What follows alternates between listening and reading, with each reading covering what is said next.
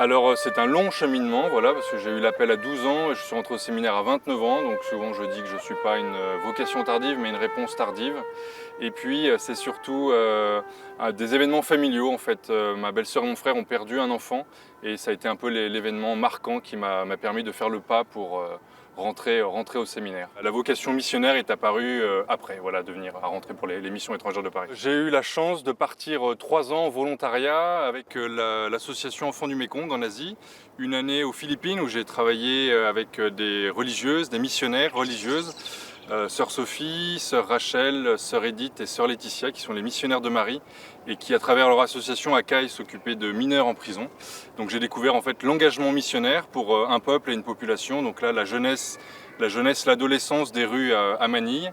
Et puis ensuite, j'ai passé 2 ans en Chine, dans les zones tibétaines, sur le haut plateau tibétain, voilà, dans la région du Yunnan, où j'ai pu découvrir l'Asie, la Chine, voilà, de belles choses là-haut.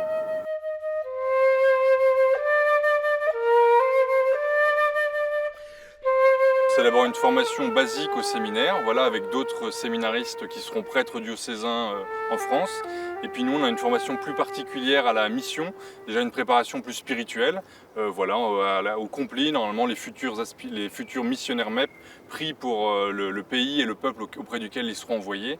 Et puis on a aussi des temps de rencontre plus entre séminaristes MEP, 2 fois un week-end et 2 fois une semaine par an, où on rencontre des vieux pères qui rentrent de mission, on a des témoignages sur l'histoire des missions étrangères. On rencontre aussi au sein des missions étrangères tous les prêtres étudiants qui viennent d'Asie et qui viennent étudier en France. Donc il y a une multitude en fait, de formations qui permettent d'affermir le discernement. Puis tous les 2 ans, nous partons aussi l'été en Asie, voilà, pour 6 semaines dans un pays pour découvrir l'église locale, le réseau local, qui permet aussi de confirmer l'appel à devenir prêtre et puis l'appel à devenir missionnaire, voilà, en Asie.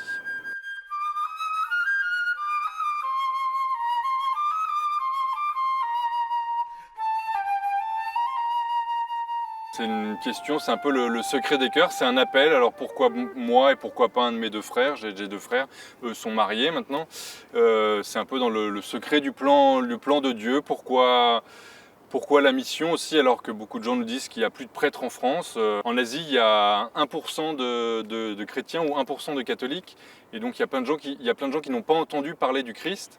Et donc voilà, il faut leur proposer, de rencontrer Jésus-Christ et après qu'ils fassent leur choix de vie. Voilà.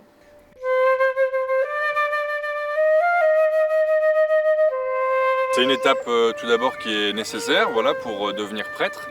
Voilà, ça signifie qu'avant d'être prêtre, on est serviteur, on est au service de l'Église et puis pour la communauté, pour le peuple de Dieu. Le Seigneur m'appelle, enfin je pense, et j'ai discerné ça avec le Seigneur, c'est quelque chose qui rend profondément heureux.